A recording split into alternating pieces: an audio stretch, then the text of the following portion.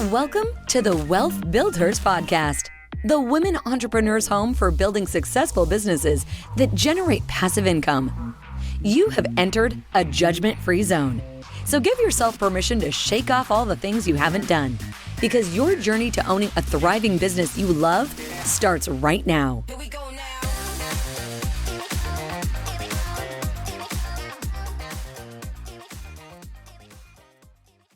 Hello, ladies, and welcome to the Wealth BuildHERS podcast. Today, Camille and I are here with Alicia Davis from Alicia Davis Coaching. Alicia's specialty is she specializes in working with moms who are in need of self-care and particularly in the area of relationships. So, Alicia, welcome to the show. Thank you. I'm so glad to be here. Awesome. So we are so super excited to have you because so many women who are entrepreneurs, who are high vibe, high drive, we talked about that on a previous episode, like who are always like super go-getters, really struggle in some of these areas. So can you tell us a little bit about your background and then how you specifically work with women? Absolutely. So I am a certified life coach.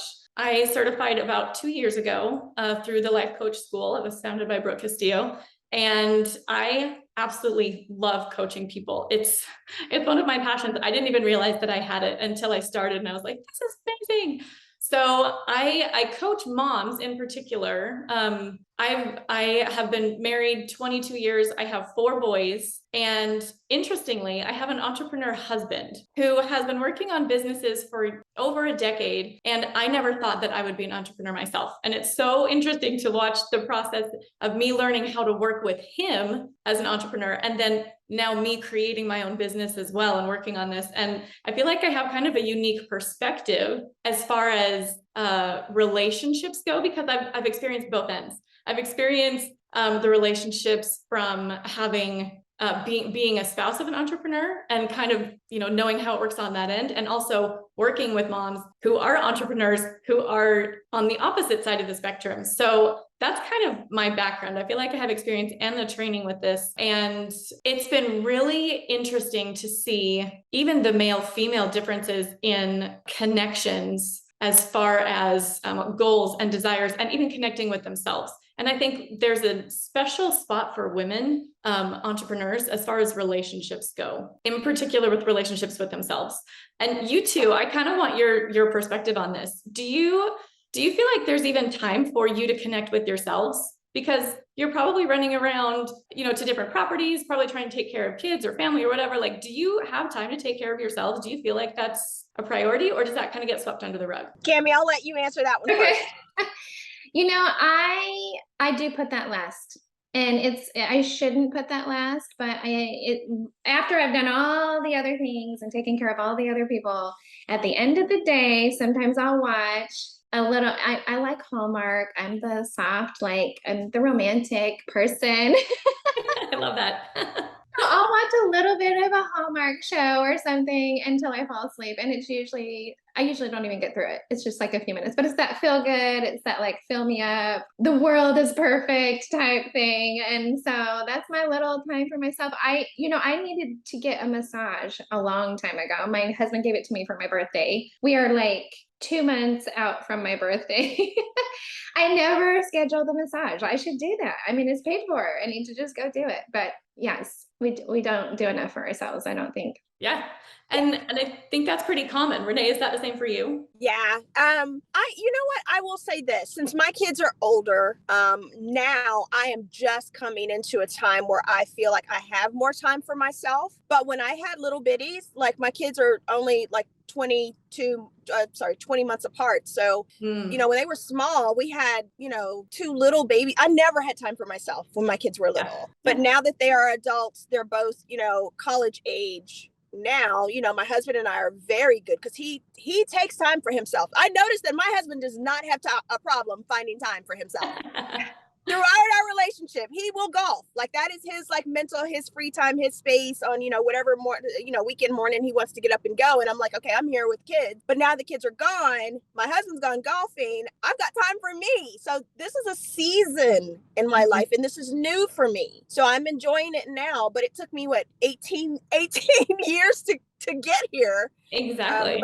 But I do enjoy my time to myself now. Yeah.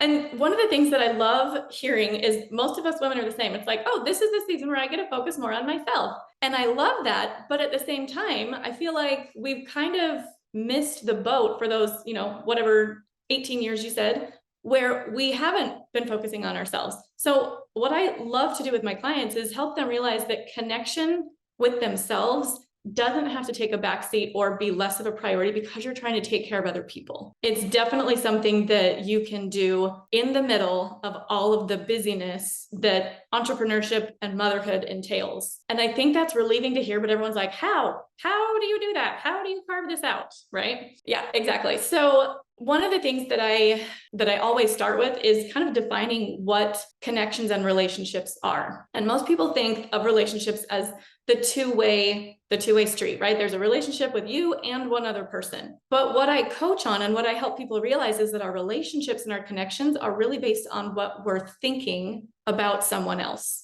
So for instance, I could have a person who I consider as my best friend and some things that I love about them. And another person could have totally different thoughts about my best friend and really not like them at all. Have you guys found that? Like you probably have seen that in either certain people or certain relationships, right? So what we're thinking about a person determines how we feel about them. That's what our relationships really are. I love to throw this one out too, because I love Oprah. I think she's got some amazing things and amazing contributions in the world. I don't know her at all. Like I've never met her. I've never even been in her presence, but I feel connected to Oprah in a very small way. I think the same thing happens with family members or loved ones who have passed away. We still feel connected to them. We still feel like we have a relationship with them, even though they're not with us, they're not near us.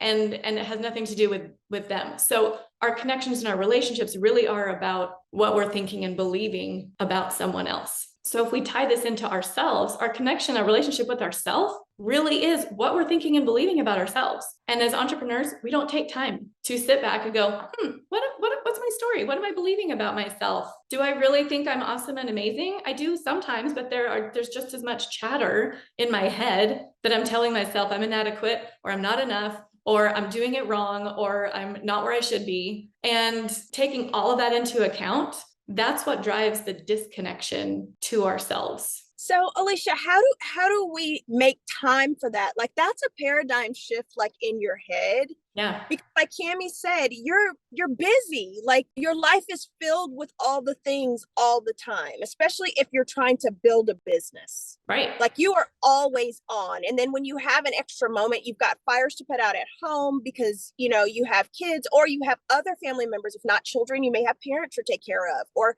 something else that's going on in your life. So how do we make that shift thinking wise to connect with ourselves? And what value do we gain from that ultimately? So glad you asked that question. The more that we connect with ourselves and make ourselves a priority, the more it impacts everybody around us. If we're feeling disconnected to ourselves, it shows up everywhere. We feel more rushed. We feel like we don't have enough time. We feel like the enoughness isn't there, right? So it's almost a mindset shift. And being able to, first of all, the idea that we don't have enough time is so big. And I'm sure you guys have felt that on a daily basis almost, as a mom or an entrepreneur or both. I don't have enough time. And here's the reality. There's always enough time. There's always enough time to do exactly what you need to do. Whether it happens in this moment or the next or whenever it is, there really is enough time. You are enough and there's enough time. That's not believable to a lot of people in this moment. That's what I do in my one-on-one sessions.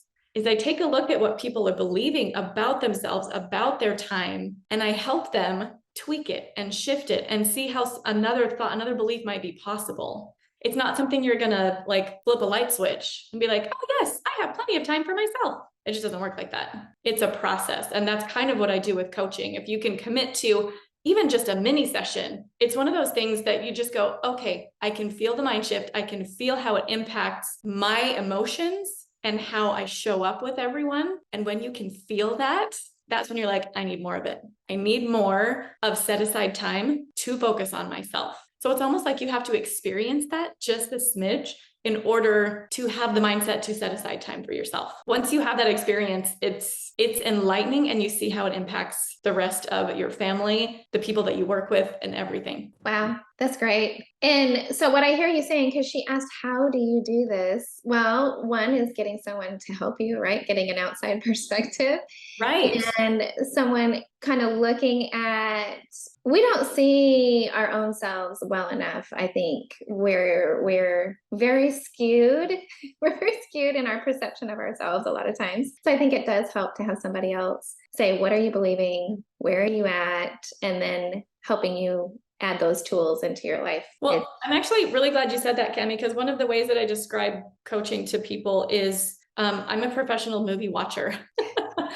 And if I don't know if you guys have ever been in a play, but when you are participating in a play and you're playing a character, you can't be the character and the observer at the same time. It's impossible, because you'd have to be in the audience and on the stage. You can't do that. So when we're in the story of our lives, we're in our own movie as ourselves, as the character, we're not really good at observing what's going on in our heads, what we're thinking about ourselves or other people. And so a coach gets to sit down and kind of watch the movie of your life as the observer, and then go, hey, this is cool. Did you see this is how this is working? This is what you're creating here, and this is how you're interacting with other people. And then we get to offer the perspective of the movie to the other person. It's great. Like, I get to sit on a couch with clients and like eat popcorn and watch their movie and help them realize what they're creating in their life. It's really fun. You are saying the exact same thing that Bonnie Hubert mentioned. She talked about theaters. Yeah. So Bonnie is on a previous episode. Ladies, if you're listening and you want to go back to Bonnie Hubert's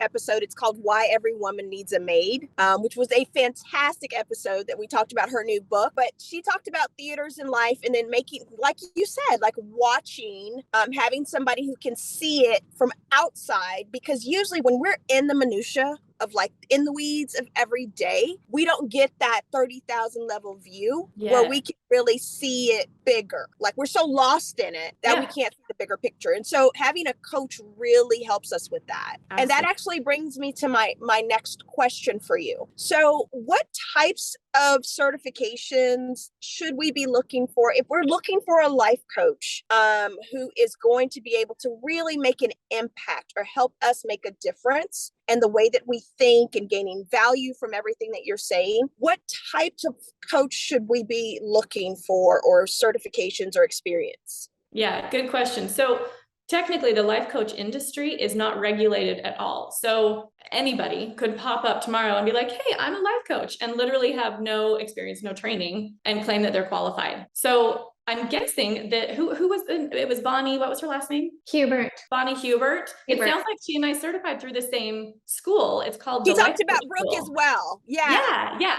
So Brooke Castillo has created a model and a whole school built around a certain type of life coaching. And to be honest, it's my absolute favorite style of life coaching. That's why I certified with her.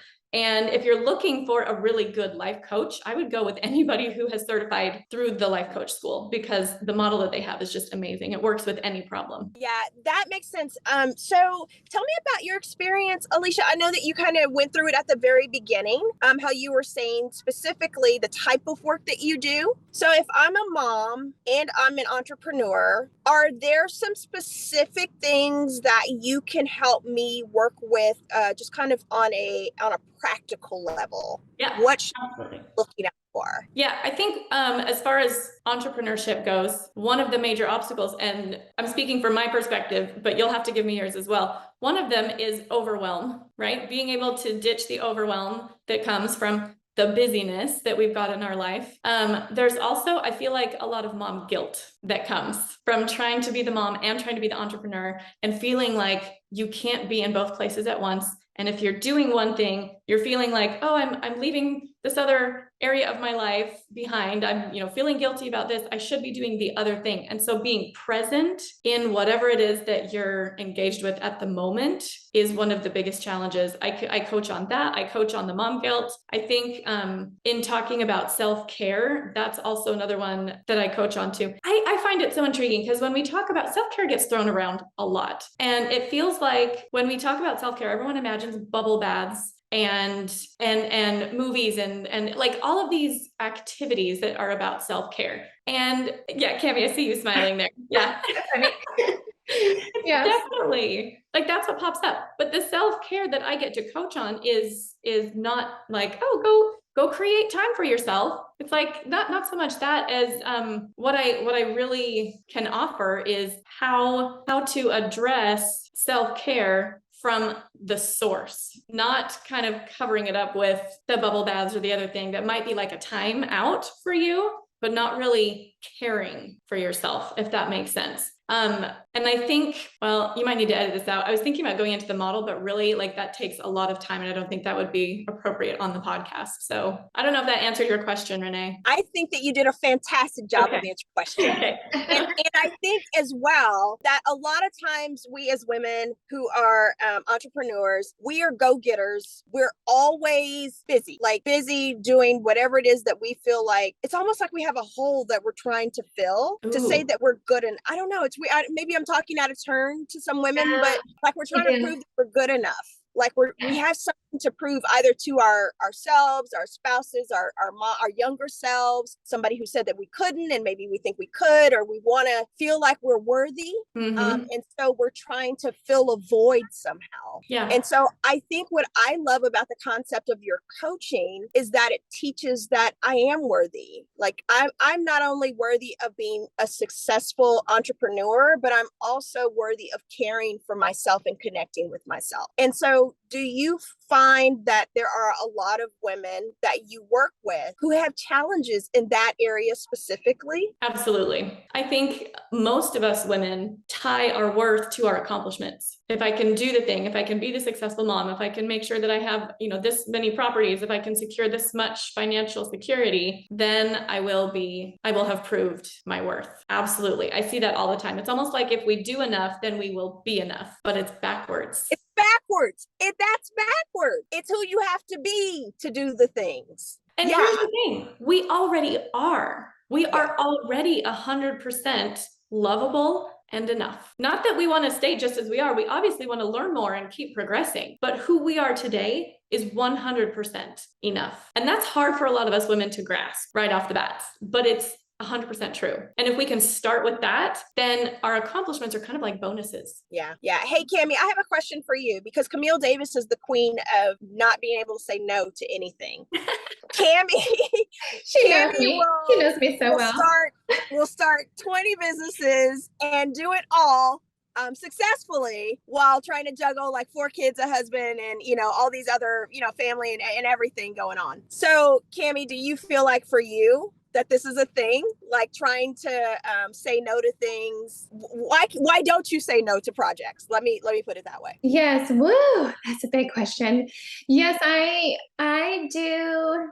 I think with the mind thing that you're saying is I see opportunity everywhere. So and so it doesn't seem so overwhelming to me because I'm just so excited about everything I'm trying to do. And I'm in this point in my life that I'm just like, wow, you can do this and you can do this and let's help the world. And so I'm just at this different point, but I do get overwhelmed. Like actually when you said the time, that there's not enough time in the day. Actually, I've been feeling that way lately. I'm feeling this time crunch because I am expanding and I'm doing all these fun things and I love doing all the fun things.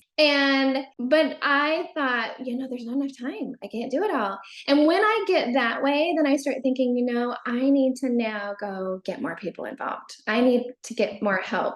I do, like you were saying with those things too, I do, sadly enough, like when I first had my kids, I'm stuck at home. I'm not talking to anybody. I wasn't getting my value because I wasn't doing any of those things. Like I felt like I gave up my identity and I gave up my life for these children. And you do in a way, but I remember talking to my mom one time and I was like, it's not what I thought it would be. And then she said to me, you can still do all those things. You just have to plan differently. You just plan for it. You can still go out. You can still do these things. You just have to plan for it. Yeah. And that's been a constant struggle, I think, for me is, and it's a mindset thing of you can still do all those things. But yes, I do get overwhelmed too. I'm actually speaking at a thing tonight for a bunch of women and it's not in my comfort zone. It's going through rules and regulations and that I do not love.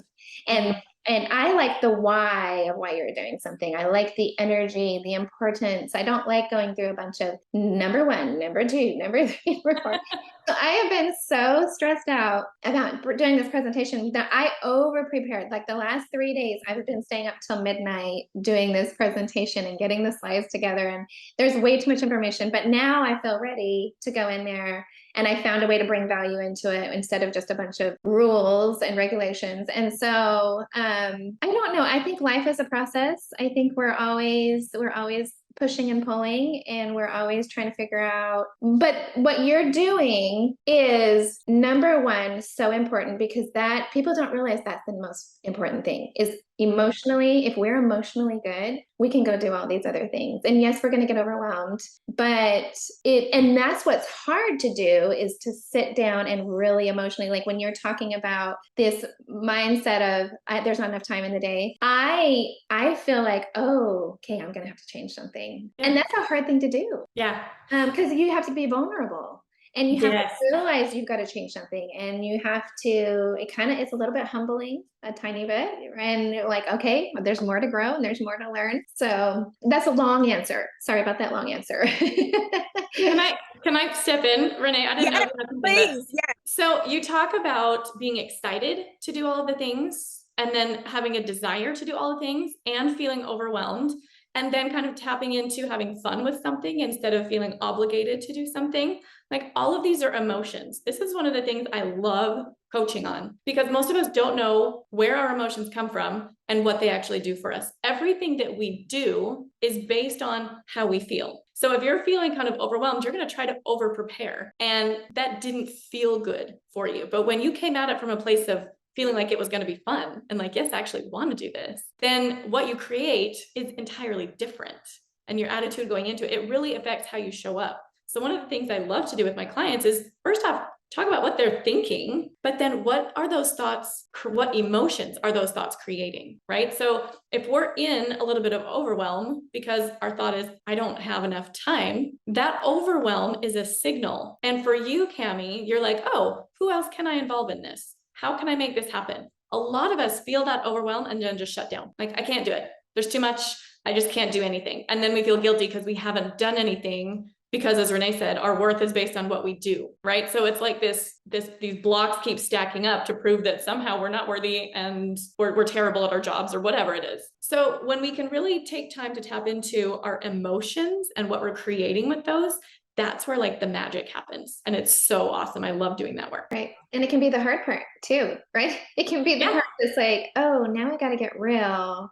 Yeah. I've actually got to let the guard down. Yeah. I've actually got to get emotional and open up that box or that bottle or jar, whatever you're stuffing all that stuff into.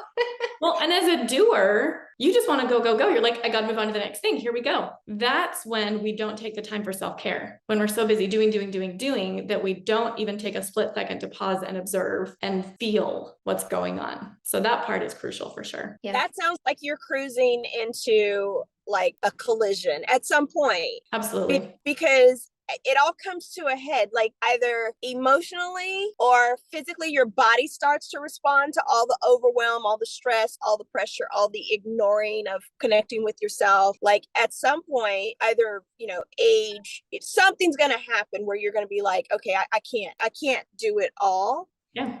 And when we make that realization, Alicia, what is it that we need to kind of like pare down to? How do we get down to like what's really important? How do I what to focus on? Okay, I'm going to blow your minds for just a second, because we don't have to do anything. And as soon as I say, I know, as soon as I say that, everyone's like, well, yeah, we do. No, We have to. I'm like, no, just pause just for a second. You really don't have to do anything. A lot of the things that we think we have to do are things that we want to do because we don't like the outcome of what would happen if we didn't do them. So we end up putting a lot on ourselves thinking we have to do it all. But how we end up paring that down is taking a look at literally everything that we're doing. Write a list, write it down, all of the stuff, right? For me, it's like, okay, I want to exercise.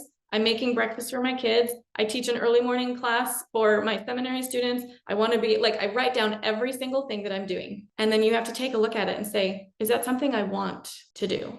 And not look at it as something that I have to do, but is this what I want to do? And why? Why do I want to do it? Because then when you can shift it from I have to no, I actually want to do this, it erases the obligation and the stress of trying to fit it all in. And you go from having a busy life to having a full life. And there's a difference, because when it's full, you create it because you want to. Busy just means I got all the stuff. And it's almost like we're at the mercy of our schedule. But when you choose it on purpose because you want it, that's where your power lies. Tell me again the difference between having a full life and a busy life. I need to like rewind and listen. Say that again. The difference between having a full life and a busy life is choice. Our busy life feels busy because it feels like we're at the mercy of our schedule or of our obligations. And having a full life is something that we create because we choose all those things. We want them all. So we're inviting them in. It's intentional and it feels good. In fact, a few years ago, I stopped using the word busy. I caught myself in conversations.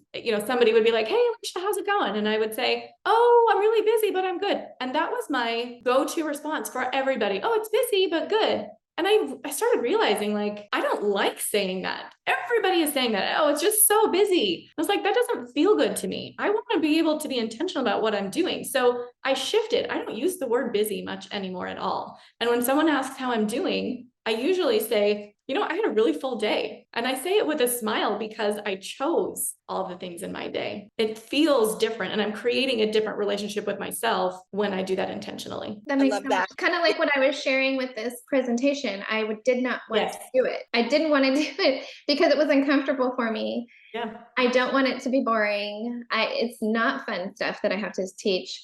But then once I did get something together that I'm like, you know what, I made this fun. Yeah. And now it's going to be good, right? And so then all of a sudden I'm like, yes, I'm excited about doing this. Yeah. But and it's okay. I think it's okay to have those moments when you're still trying to figure out how do you be excited about it. Oh, absolutely. Yeah. And even with my kids, staying home with my kids, I was like, when I was going to quit my job to stay home, I was feeling like, I don't want to do that. I want to keep my job. But I knew I wanted to stay home at the same time. And so I remember again calling my mom. She's amazing. That's why I am who I am today. But I call her and I say, I didn't think this choice would be so hard to stay home or keep working. And she said, well, you can keep working. And just her saying that, then I was like, no, I'm going to stay home. And I was good with it because now it turned to a choice instead of something that I had to do to stay home with my kids. So it makes a difference when we have a choice. I felt like I was stuck at home and couldn't do anything when I called her that other time. And she's like, well, you can still do those things. Just plan for it. Right? Make it a choice. How can you do those things? Yeah. Yes. Okay, so I have a question now about the power of saying no, because a lot of times people ask us to do things or we take on things, not because we want to, but because we feel like we have to when we should have said no. So I want to discuss opportunity costs for just a second. And that's just a really fancy way of saying, if I say yes to this, that means I'm saying no to something else, because I can only be in one place at a time. So if I'm saying yes to all of these little pet projects that I don't really, love, but I feel like I have to do it because I'm going to disappoint somebody. Like Alicia, talk to us about, the power of saying no. Because so many of us struggle with that. Yeah. Before you do, one second too. Renee hit it on the head. That is my weakness. I do not like to say no. Even with my kids, if they ask me something, I've realized I don't say no. I'll say, well, maybe later. Like it's never a no. Okay, why, Cammy? One reason is because I don't like it when people tell me no or I can't do something. Why do you not like when other people say that? Because I feel like it takes away my choice. I think for me. And so someone tells me you can't do that. I'm like, I just inside, I get so, yes, I can. You can't tell me that I can't do this.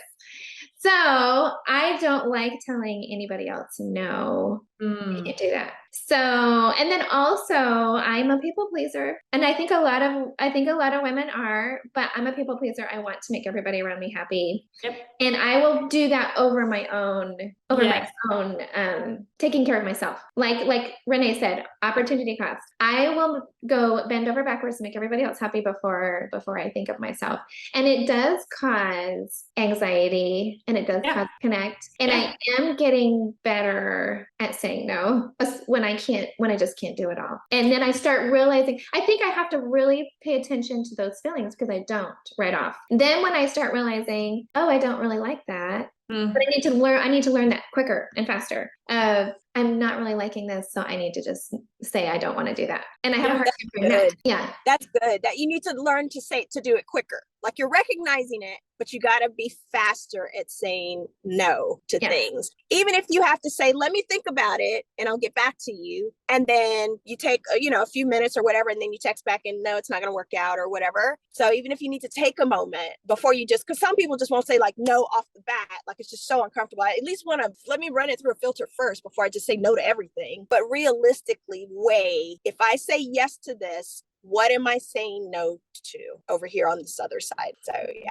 Renee, I love that because of the pause. Because most of us are like, no, we should be able to just say no, like right off the bat, because we just know. But in that pause, you're weighing the opportunity cost. And usually the cost of taking it on is you. You are sacrificing you in order to say no to make other people happy or to provide the opportunity or whatever it is, which isn't necessarily bad. And you might want to do that, but the pause allows you the time to really sift through your thoughts and see how you feel. So I would encourage that, first of all, like, let me think about it.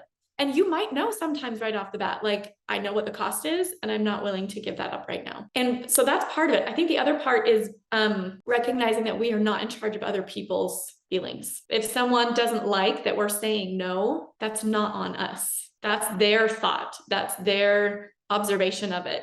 We're not responsible for other people. And it's funny, I use the example of like, as a mom, when my kids were in elementary school, they had the parties, like, oh, it's a Halloween party. And there would always be the invitation, like, hey, we need people to bring in cookies for the party or to do this or to bring in that. There's a sign-up sheet. And my mom brain was always like, I should put my name in and bring the cookies. But there's always a cost to that because it's my time. It's sometimes my sanity. It's sometimes weighing it against what else I wanted to do at the time. So taking a pause and being like, okay, do I actually want to bring in the cookies? Or do I want to say no because it's better for me? I'm just as important as the class of kids. And it's okay for me to say no. It's totally fine. Sometimes it's better. So just weighing that, I think, is beautiful. That was the key. I saw Renee go, yes. Oh, and she got paused just a little bit there. So, just to unpack a little bit of what you said is I worry about their reactions too. I don't want to hurt their feelings. Even my daughter the other day, she was all stressed out and she was overwhelmed and she was tired and she's like, you never have time for me and you're always on the phone. And of course this is like something I feel a little bit guilty about anyway, because I am busy and I am on the phone and I am doing a million things. And so it did make me feel guilty a little bit, right? I was like, oh no, and it hurts your feelings a little bit. But then if you can take yourself out of it and say, okay, I'm not responsible for those emotions she's having. I know I'm doing a good job. I know I'm home. I know I'm here when she needs me. Okay, maybe I'll be on the phone, but I'll get off the phone and then I can talk to her. And I'm not responsible for those emotions. And that's not really what she felt. She just really wanted attention, right? Yeah. But that's hard to see in the moment. You can get emotional and be upset and It is. And usually when people make comments that hit us like that, where we're like, a little we feel, like you said, guilty, right? Like, ooh, I kind of like Or attacked, a little bit attacked, right? yeah, right. Like, oh, you just hit me where it hurts. Like, you're attacking me. Yeah, right. And part of that, we want to completely deny, like, no, I'm here. I really am. And for me, a lot of times I'll find myself resisting that. Like, no, this really is on this other, it's really on her. That's what she's thinking. But then if I take a minute and really think about it, I'm like, part of her might be right. Like, maybe I'm not here. And kind of unpacking both sides of it and trying to see what really is happening. And I think that, again, 30,000 foot level, like Renee was talking about, right? We're able to look from a different perspective and see what's going on, but also not own her emotions at the same time. It's not your responsibility for how she feels. Not saying that we can just do whatever we want. It's so interesting though, all those layers of like, okay, what am I thinking? What is she thinking? And how does this all work together? And really unpacking that. That's what I get to do as a life coach. Yeah. And sometimes it takes a while. And you're right. It's good work. I could be more present. That's why it does hurt a little bit, right? Like I could be, maybe I'm there, but maybe I'm not giving her the full attention that she wants if I'm on the phone. And maybe there's moments that she's felt like that. And of course we can't be perfect all the time. Of course, but it's something I can change, something that I can try to do better with. And again, most of us, we get that, we get defensive. No, I am not doing that. I'm doing fine, right? Yeah.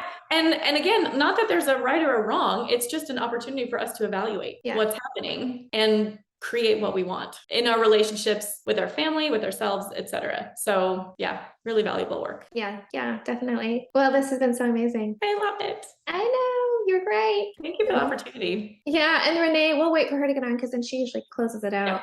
She normally, she's such an Oprah. When you brought up Oprah, I was like, that's so perfect. Renee is Oprah. I mean, it's true though.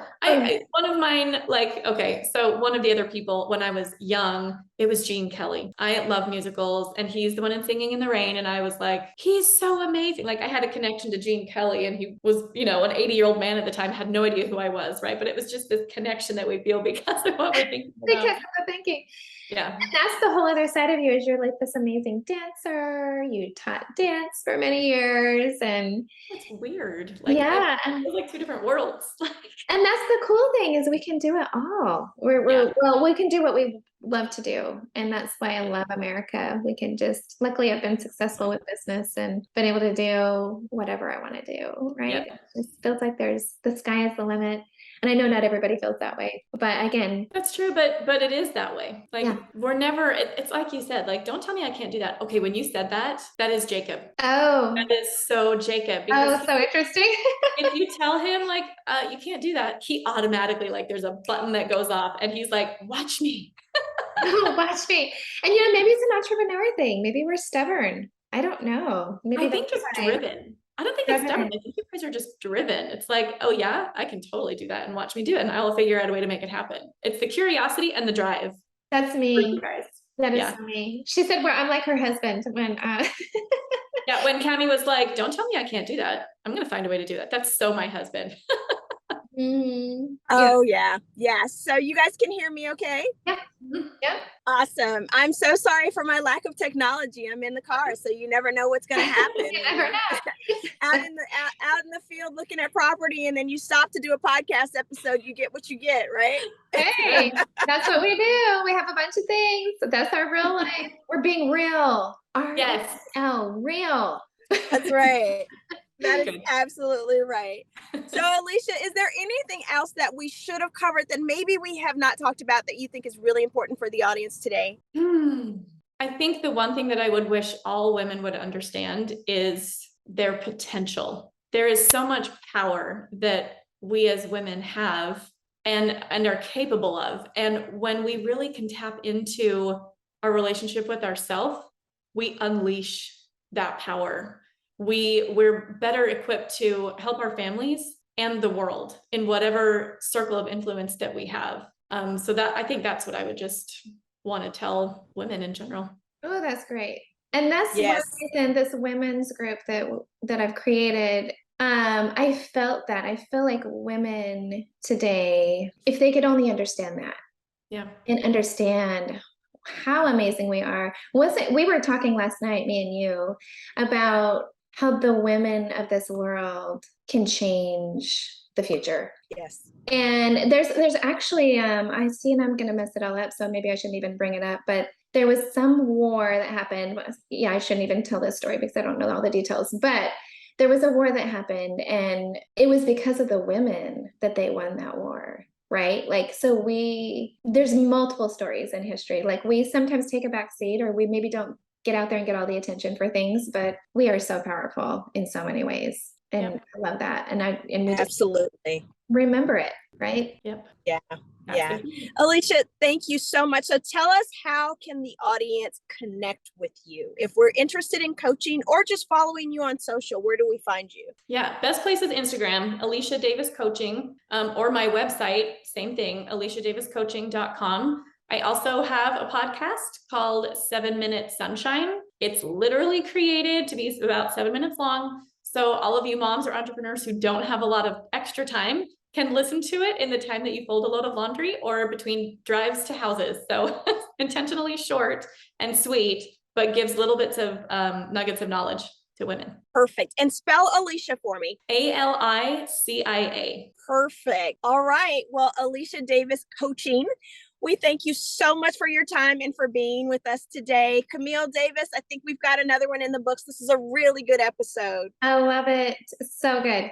Amazing. Thanks for letting me come on, you guys. That's good information. Well, thank you both, ladies. Session. We had a little counseling session going on too. Like, I was taking it all in. Me too. Yeah. Me too. This is excellent. You know, I should also add that I offer free 30-minute sessions for anybody who is even curious about coaching. Like, maybe you've heard about it, but you're like, I have no idea if this is a good fit for me. I always do free 30-minute sessions so we can explore together and see if it would be a good fit for you. And you can click on a link on my website and do that. Or I could even give you guys a link that you could put in the show notes if you want. That's great. So we will have in the show notes Alicia Davis Coaching.